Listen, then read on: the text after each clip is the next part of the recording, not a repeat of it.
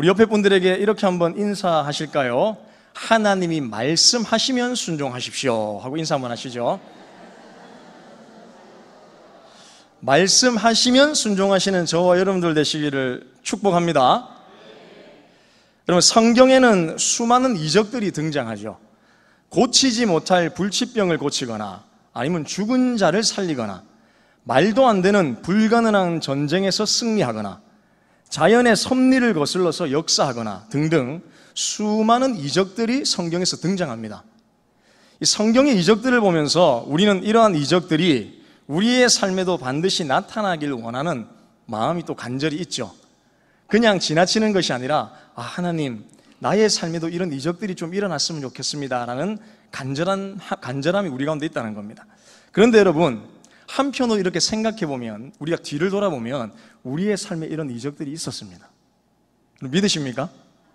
하나님의 선하신 인도하심과 그 손길로 말미암아 우리가 생각지도 못한 놀라운 기적과 이적들로 우리를 인도하신 하나님의 섭리가 있었다는 사실이죠.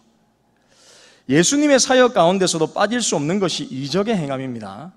이 이적을 나타내심은 예수님을 통해 하나님의 나라가 어떤 모습인지를 나타내는 도구로 이적을 사용하신 겁니다.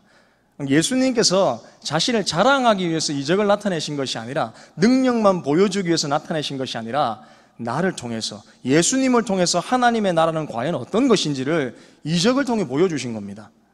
병든 자를 고치시고 억눌린 자를 자유케 하시고 사망에서 건지는 것이 하나님 나라를 상징하는 모습이라는 겁니다.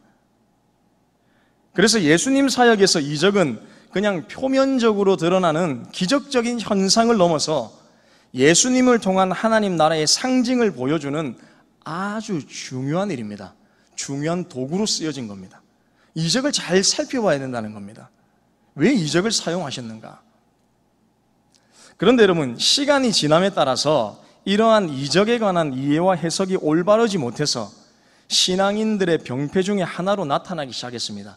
예수님의 이적 사건을 하나님 나라가 어떻게 임하시는지에 대해서 우리가 해석하고 그 관점으로 보아야 되는데, 신앙인들이 잘못 해석하기 시작했다는 것이죠. 잘못 가르치기 시작했다는 겁니다. 병폐로 나타나기 시작한 겁니다.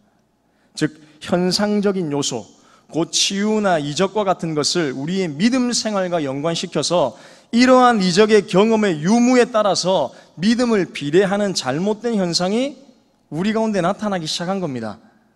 어떤 사람이 기도해서 수많은 이적의 응답을 받으면 이 사람이 믿음 생활 잘하는 거고, 그렇지 못하면 이 사람은 믿음에서 떨어져 있는 사람인 것이죠.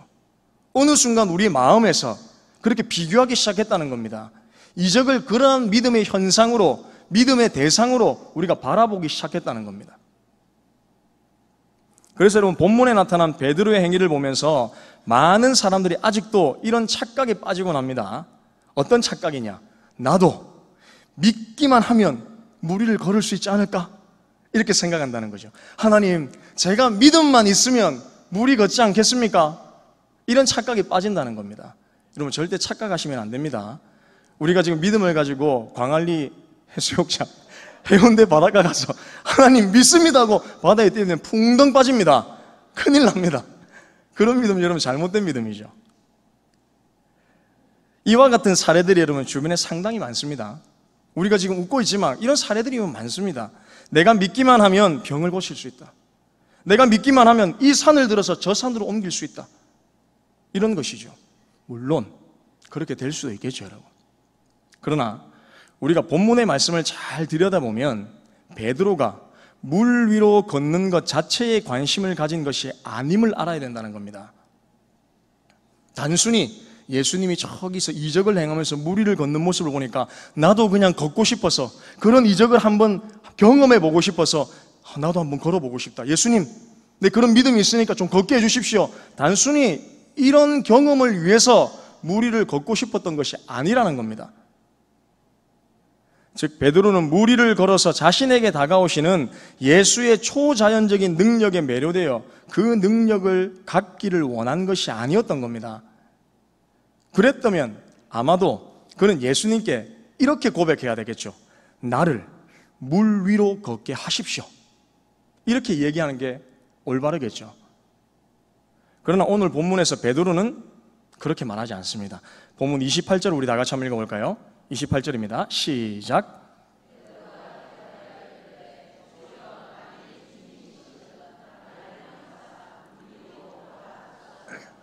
아멘. 베드로는 단순히 내가 걷고 싶다고 해서 무리를 걸을 수 있는 것이 아님을 알았습니다. 내가 그냥 믿음이 있다고 해서, 내가 무리를 걷고 싶은 그런 소원이 있다고 해서, 비전이 있다고 해서, 소망이 있다고 해서 단지 그 이유로 무리를 걸을 수 있다고 생각하지 않았다는 겁니다. 베드로가 보았던 것은 무엇이냐? 예수님의 말씀의 능력이었다는 겁니다. 베드로가 물 위를 걸으시는 예수님께 주여 만일 주님이시거든 나를 명하사 물 위를 오라 하소서라는 말, 여러분 이 말은 무엇입니까? 예수님께서 명하시고 말씀하시는 것은 무엇이든지 반드시 성취된다는 확신을 갖고 있었다는 것이죠. 예수님, 당신이 말씀하시면 무엇이든지 이루어집니다. 내 믿음이 아니라 예수님께서 말씀하시면 이루어진다는 겁니다. 그것이 첫 번째였다는 겁니다. 이것은 여러분, 내가 단순히 믿음만을 가지고 행동하는 것과는 다른 문제입니다. 믿음을 가지는 것 중요하죠. 믿음이 있어야 됩니다, 여러분. 그러나 성도는 자신이 믿는 믿음에 대한 자기 확신에 빠지는 것이 아니라 하나님의 말씀, 즉 예수님의 말씀에 대한 믿음을 먼저 가지는 겁니다. 내가 가지고 있는 자기 확신에 빠지는 게 아닙니다, 여러분. 믿음의 대상이 누구인지, 내가 믿는 바가 무엇인지 그걸 붙들고 나가야 된다는 겁니다. 누가 나에게 말씀하셨는지가 중요하다는 겁니다. 무리를 걷는 것은 일반적인 사람은 절대 할 수 없는 초자연적인 능력이죠. 누구나 다 아는 것이죠. 베드로는 이 사실을 알았기에 자신이 가진 자기 확신이 아니라 예수님이 자신에게 주시는 말씀, 즉 예수님의 명령을 기다린 겁니다. 내가 할 수 있는 부분이 아니기 때문에, 내가 그냥 자기 확신만으로, 내가 믿는 그 믿음만으로 할 수 있는 부분이 아니기 때문에 예수님에게 말씀하는 겁니다. 예수님에게 요청하는 것이죠. 예수님, 만일 당신이 주님이시거든 나에게 명하십시오. 무리를 걸으라고 나에게 명해 주십시오 라고 말하고 있다는 겁니다. 우선순위가 무엇인지 베드로는 매우 정확하게 알고 있었다는 것이죠. 베드로의 여러분 무리를 걷는 사건 바로 이전에 어떤 사건이 있었느냐? 오병이어의 이적이 일어납니다. 마태복음 14장 13절부터 21절을 보면 오병이어의 이적이 일어나죠. 예수님을 따르던 수많은 군중들이 지치고 배가 고파서 힘들어합니다. 그래서 여러분 15절에 보면 이런 표현이 있습니다. 어디에 예수님과 그 무리들이 있었느냐? 이곳은 빈들이요 라고 말씀합니다. 여기서 빈들이란 말은 무엇이냐? 헬라어로 에레모스라고 하는데 광야 또는 한적한 곳이란 뜻입니다. 즉 예수님을 따라온 무리들에게 현실적으로 어떠한 도움을 줄 만한 상황이 아니라는 겁니다. 여러분 이건 거슬러 올라가서 구약의 이스라엘 백성들이 광야에서 무엇만을 의지하며 살았던 것과 똑같은 것이냐? 하나님의 말씀이 아니면 여러분 광야에서는 살 수 없는 겁니다. 하나님의 놀라운 기적 베푸심이 아니면 광야에서는 살 수 없습니다. 의식주의 문제가 해결되지 않는 겁니다. 그냥 굶어 죽는 것이죠. 빈들이 그런 의미입니다, 여러분. 광야, 한적한 곳, 아무것도 행할 수 없는 곳입니다. 광야입니다. 그곳에 지금 놓여져 있는 겁니다. 먹을 것을 구할 수 있는 환경이 아니라는 겁니다, 여러분. 배고픔을 채울 수 있는 환경이 아닙니다. 그러다 보니 제자들이 이런저런 인간적인 계산에서 나오는 제안을 예수님께 던집니다. 당장에 지금 현실적인 문제를 해결해야 되는데, 배고픔의 문제를 해결해야 되는데 해결할 방법이 없거든요. 그래서 나온 제자들의 제안이 무엇이냐? 이렇게 말합니다. 우리가 이 많은 무리들을 먹일 수 없으니 마을로 다 보내서 각자 사 먹게 하자. 흩어지게 하자는 겁니다. 굉장히 현실적이죠, 여러분. 모였고 말씀도 들었고 배가 고픈데 저녁 때가 되었으니 흩어져서 각자 알아서 먹자는 겁니다. 이때 16절에서 예수님께서 뭐라 말씀하시냐? 다 같이 한번 읽어볼까요? 시작.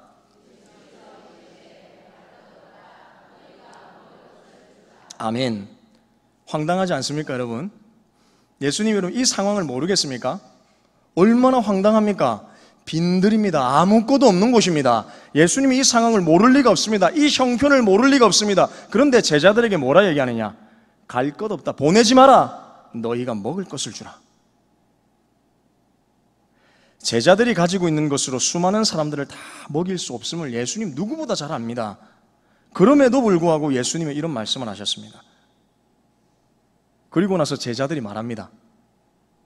예수님, 남은 것이 떡 5개와 물고기 2마리밖에 없습니다. 이 말이 무엇일까요? 이걸로 어떻게 먹입니까? 이 말이거든요, 여러분. 이걸로 뭘 하려고요, 예수님? 이 수많은 사람들을 이걸로 뭘 먹입니까? 그러니까 우리 제안 따라 주십시오. 보내는 게 가장 현실적인 방법입니다. 가장 좋은 방법입니다. 이 말인 겁니다. 그러자 18절에서 예수님이 이렇게 말씀합니다. 다 같이 한번 읽어볼까요? 18절입니다. 시작. 그것을 내게 가져오라. 이것도 황당합니다, 여러분. 제자들은 자신들의 능력으로 수많은 사람들을 먹일 수 없는 현실을 보았죠. 그 사실을 예수님께 이야기했습니다. 자신들의 경험, 지혜로 또 다른 방법도 제안했습니다. 어찌 보면 매우 탁월한 방법이었습니다. 그럴싸하죠. 그러나 결국 제자들은 자신들의 방법으로는 할 수 없다는 것을 인정하고 예수님께서 말씀하신 그것을 내게로 가져오라는 그 말씀을 의지하여서 자신들이 가지고 있던 것을 예수님께서 드렸더니 어떤 일들이 일어나느냐? 수많은 군중들을 먹이는 이적을 경험하게 된 겁니다. 다른 게 아닙니다, 여러분. 예수님께서 그것을 내게 가져오라. 만일 제자들이 예수님 이거 뭐 하려고요? 라고 했다면 이적은 없는 겁니다. 여러분, 끝인 겁니다. 그런데 그 말씀에 순종해서 얼마 되지 않은 오병이어를 예수님께 바쳤더니 예수님께서 그 능력으로 수많은 군중들을 먹이신 것이죠. 배고픔을 채우신 겁니다. 굶주림을 배부르게 하신 것이죠. 말씀대로 드렸더니 수많은 사람들을 먹이는 이적을 경험한 겁니다. 오병이어의 사건은 자신들이 가진 이성, 경험, 지혜도 아닙니다. 눈앞에 주어진 현실적으로 불가능한 일들을 나는 할 수 있어 라는 자기 확신으로 밀어붙인 것도 아닙니다. 내게로 가져오라 라는 예수님의 말씀에 따라 오병이어를 드렸더니 아무것도 할 수 없는, 아무런 일도 일어날 수 없는 빈들에서 수많은 사람들을 먹였다는 겁니다. 성경에서는 여러분 이 오병이어 당시 인구수를 이렇게 표현하죠. 성인 남성 5,000명이 먹었다. 이것은 당시에 여러분 인구수를 봤을 때에 여자와 어린아이, 노인을 제외한 인구수입니다. 그렇다면 적어도 2만 명 이상의 사람들이 움집해 있었다는 것이죠. 그 수많은 사람들이 배부르게 먹고 12광주리가 남았습니다. 모자람이 없었습니다. 충만했다는 겁니다. 왜? 예수님께서 하셨더니, 예수님의 말씀에 따랐더니 그 일들이 일어난 것이죠. 사랑하는 여러분, 우리의 믿음은 현실을 부정하면서 믿는 대로 될지어다가 아니라 불가능한 현실 속에서도 말씀에 근거하여서 우리에게 주어진 말씀으로 사는 것이 여러분 믿음입니다.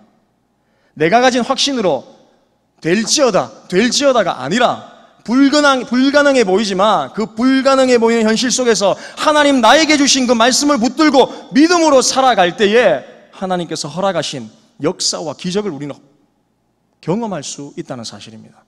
여러분 이 사실 믿으시길 바랍니다. 여러분 이렇듯 본문에 나타난 베드로의 신앙 중에서 중요한 요소는 무엇이냐?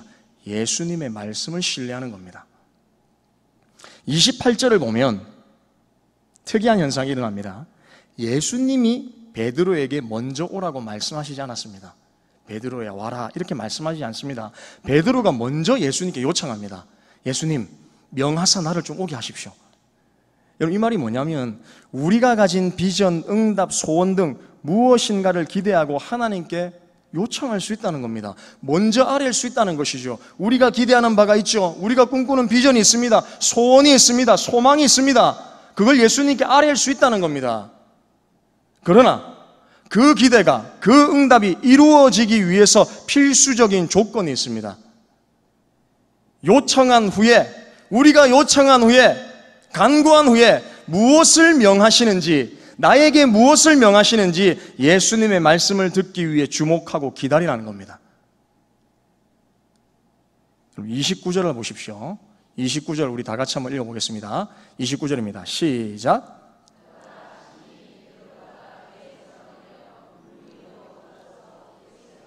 아멘. 매우 중요한 단어입니다. 오라 하시니. 오라 하시니.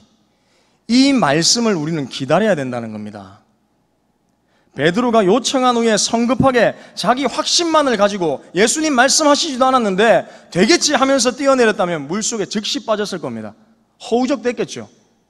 예수님의 이적을 경험하지 못하고 이 상황 그냥 넘어갔을 겁니다.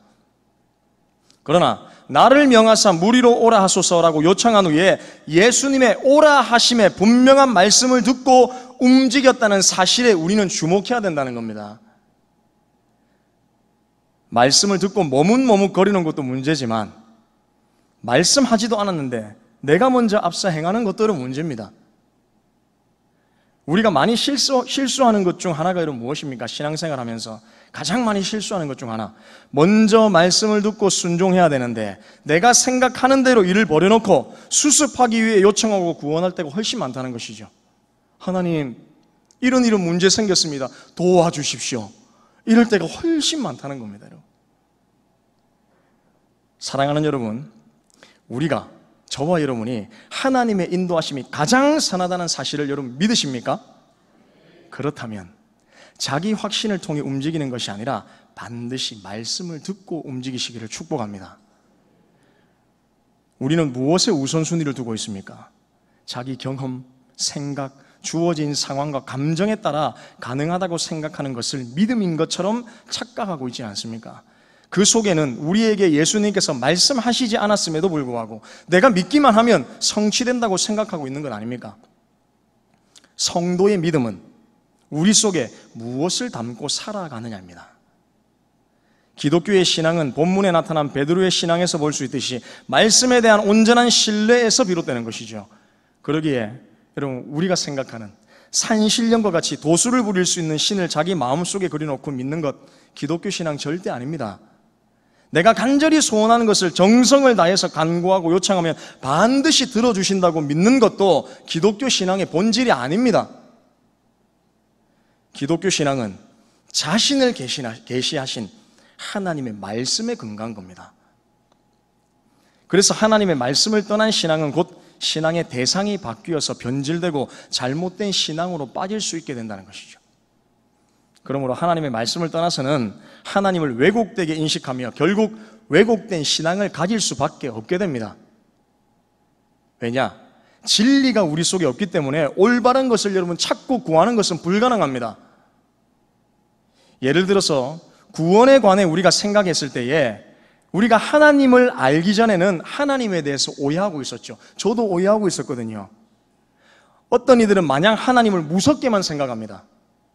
말 안 들으면 저주하고 때리고 심판하고 결국 모든 인간들을 괴롭히는 것을 좋아하는 하나님으로 생각한다는 겁니다. 그때는 내가 아무리 성경을 깊이 읽고 연구해도 그런 왜곡된 이미지로만 하나님을 찾게 됩니다. 인식하게 됩니다. 그래, 하나님 이런 사람이지, 이런 분이지. 그러나 우리가 하나님을 알게 되면, 만나게 되면 그 모든 의문이 자연스럽게 풀리게 되는 겁니다. 왜 징계가 필요한지, 왜 오랫동안 이 세상을 인내하고 참으시는지, 왜 세상에 심판이 주어지는지, 왜 우리를 사랑하시는지, 왜 이 땅에 예수님을 보내셨는지 하나님의 기쁘신 뜻을 조금이나마 이해하게 된다는 겁니다. 왜냐하면 하나님께서 먼저 자신을 계시하지 않고서는 인간이 먼저 하나님을 절대 이해할 수 없기 때문입니다.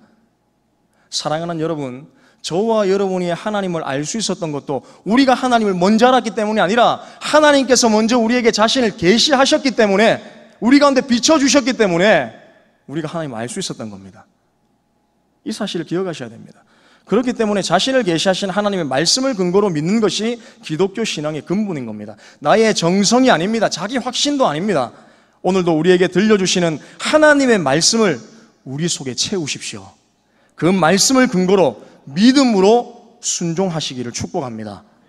말씀 마무리하겠습니다. 사랑하는 성도 여러분, 베드로가 물 위를 걷는 능력과 이적에 먼저 주목하지 마십시오. 베드로가 요청했을 때에 예수님이 물 위로 오라고 하신 그 말씀이 근거가 되어야지만 물 위를 걸을 수 있는 겁니다. 명하셔야지만 우리가 걸을 수 있는 겁니다. 믿음은 자기 확신에 빠지는 게 아닙니다. 내가 예수님의 제자이기 때문에 우리를 걸을 수 있는 것을 믿습니다 하면서 걸을 수 있는 문제가 아닙니다. 명하사 나에게 오라 물 위를 걸으라 라는 하나님의 계시와 말씀이 먼저 있어야지만 그 말씀을 붙들고 믿음으로 나아갈 때에 우리가 물 위를 걸을 수 있다는 겁니다. 그러므로 우리 속에 먼저 예수님의 말씀을 담으십시오. 또한 이 시간 개개인으로 찾아오셔서 우리에게 계시하시고 말씀하시는 하나님의 세미한 음성과 말씀에 귀를 기울이십시오. 그래서 물 위를 걸으라 내게로 오라 라는 말씀을 듣고 그 말씀에 의지하여 베드로와 같이 우리의 삶 속에서 물 위를 걷는 생생한 하나님의 역사를 경험하는 저와 우리 동북의 모든 성도님들 다 되시기를 주님의 이름으로 축복합니다.